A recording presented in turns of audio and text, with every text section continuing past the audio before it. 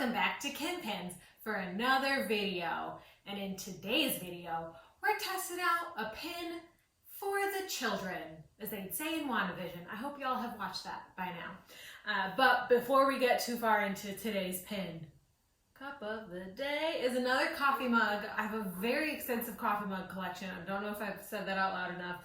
This is my Kurt Vonnegut coffee mug. It's all just like Kurt Vonnegut quotes from his books. Jordan got me this for our first dating anniversary. I love Kurt Vonnegut, love Kurt Vonnegut's books. It's also something that my dad and I shared.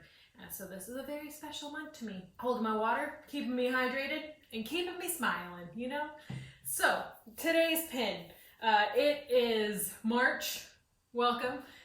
And you know, it's in March, spring break. And maybe winter break, depending on what your school system does. And we need a break, right? The kids need something to do. And my stepdaughter has been like, every time she sees kinetic sand on a website or in a flyer or literally anywhere, she's like, oh, we should buy kinetic sand. What I actually want to try is making kinetic sand today.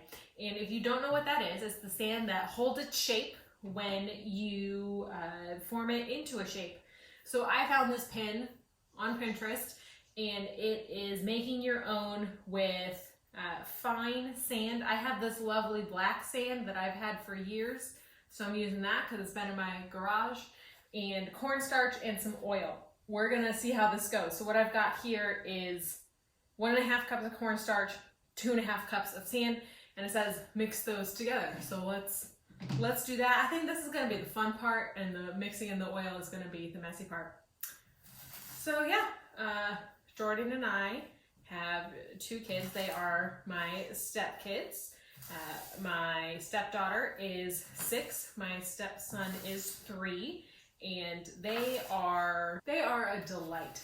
They're very smart kids, and they're funny, and just like the way they do things, you know, like most kids. But it's been really fun being a stepmom to them. My stepson, he's still working on saying things properly, so that's a lot of entertainment there. I didn't actually meet Jordan's kids until like we knew we were getting married.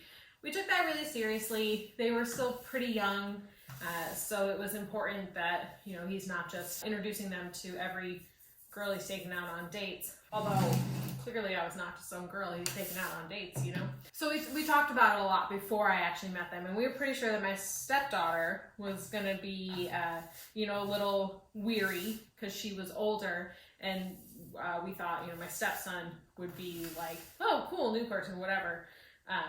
It was the opposite. My stepdaughter immediately was like, oh, new friend to play with. And my stepson was like, who are you? Which was actually really cute. And it wasn't until it was one day we were at the pool, and we timed pool time poorly. And it kind of ran into nap time. You know, as I'm mixing this is really looking like ash from a fire pit. So that's fun. So anyway, we had timed this pool trip with nap time not very well, so he was just kind of not into it the whole time. And he started crying. It was like, you're tired, man, I get it. So instead of me staying at the pool with my stepdaughter, I was like, you know what, that's fine. I'll go back to the apartment. We'll do nap time. I'm wearing, I don't know if you can see it, my shirt says love to nap because I do. I love to nap. So nap time has been my favorite time around here when the kids are here. So I took him back, and he, you know, was like, why? Like, what? But then it was really that, like me taking him back to the apartment and us just hanging out while he napped, that he realized that, like, oh, she's pretty cool. And we have been thick as thieves ever since. You know, we have our things. I have my things with my stepdaughter and my things with my stepson. And what my stepson likes to do is like put his head against my head, and then we talk really close. I don't know, that's super fun to me. And my stepdaughter, when she gets tired, just go, hey, girl, hey, and she gets a forehead kiss. Makes me laugh. It makes them laugh. So yeah, we're doing this kinetic sand for them. So I hope it turns out okay. All right, we've got my sand and my cornstarch pretty mixed together. The cornstarch is really sticking to my hands. I don't know how it's all gonna incorporate.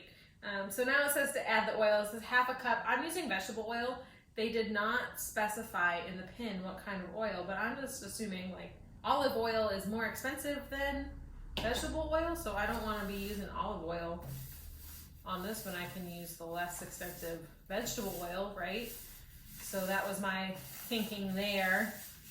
And it's, you know, it doesn't smell like anything. This is the weirdest part. So what I think might be the tricky thing about this is getting this oil all the way incorporated. Oh, darn it. I should have taken my engagement ring off.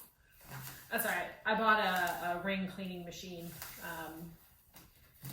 shortly after we got engaged because it was the summer when we got engaged and sunscreen really got in my ring. So now that the oil is in this, it's coming back more to its black color. I had the black sand. It was a gardening project that didn't go exactly how I thought it was going to go. So I've been holding on to that for quite a while. So I figured, you know, why not use it for this? I just hope, oh, you know, and I've got black sand all under my nails. One thing is for sure, no matter how this turns out, once I tell my stepdaughter that I made this, she's gonna think that's pretty cool. She has been quite impressed with many of the things I've made for this channel, so whatever y'all think, she likes them, so that's all the approval I need. She was very impressed by the pumpkin cauldron. Link that up here if you don't remember that. And she liked the pearl ornament that I did in December. I think maybe next year, some of the crafts that I've done that have been successful, you know, when it comes around to Christmas time, like her and I might make a pearl ornament together. All right, I'm gonna go ahead and say that this is pretty well incorporated. It has made a little bit of a mess on the table, but not too bad. Nothing I can't just sweep up. It's a little messy on my hands. I'm really annoyed that I didn't take my ring off. So, moment of truth. We tried to form this. I don't have any sandcastle tools, unfortunately. Oh, okay. I mean, it holds its shape. That's for sure. Could, like, I don't know, stack it up. Make a little tower. It would probably be better if I had some like molding tools here. But hey, this will work. I think the kids will get a kick out of it. So I'm gonna go ahead and call this one a success. Look at that, it was super easy. Let's do a rating for it. Likability. I'm gonna give this, for me, 5 out of 5 because I think the kids will be excited about it, but I will you know, if they're completely unimpressed, I will be sure to update you all on that. So yeah, I'm gonna give this a 5 on likability. Cost. The cornstarch is super cheap. Half a cup of vegetable oil, y'all probably have that in your pantries if you do any baking at all. The sand, I genuinely cannot remember how much the sand was. But I think you might even be able to get a bag at Dollar Tree. So I'm gonna give this a 5. 5 out of 5 on cost. Ease of following instructions. Super easy. It was literally 2 steps, 3 steps if you count the measuring. So that was nice. The blog that this is from had quite a few ads on it, so, but I'm not gonna dig them for that. So I guess 5 on instructions. And then we're gonna add another rating metric, if you will. And I don't know exactly what I wanna call this, but I wanna do something along the lines of like, did this turn out how I thought it was going to, or was it just a mega fail? And this turned out how I thought it would. It's very interesting. It's a very interesting texture. I've only played with kinetic sand once with my niece, and it doesn't feel exactly like that, but it doesn't feel too dissimilar. It doesn't, I don't know if y'all have ever done kinetic sand, but it almost has like this elasticy when it pulls apart. God, my hands probably look crazy. So there's that. Your hands will get dirty doing this, but I think that's also partially because I chose black sand. Is this a mega fail, or did it turn out how I thought it would? I'm gonna give it a 5 on that as well, because this is how I thought this would go, and I think the kids are really gonna like it, and it was cheap and easy. Look at us, we got another 10 out of 10.